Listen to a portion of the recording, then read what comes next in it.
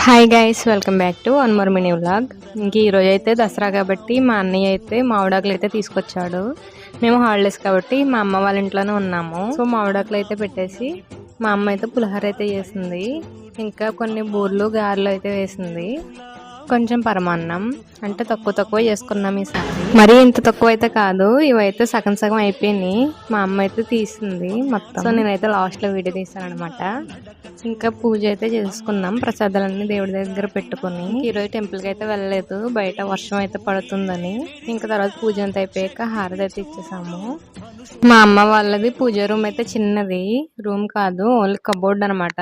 అందులోనే అన్ని పెట్టాలి. మా పూజ అయితే 9కి అయిపోయింది. మీ పూజ ఇంకా అయిందా లేదో కమెంట్ చేయండి. ఇంకా నేను పిల్లలకైతే టిఫిన్ పెట్టేసి తర్వాత నేను కూడా తినేసాను.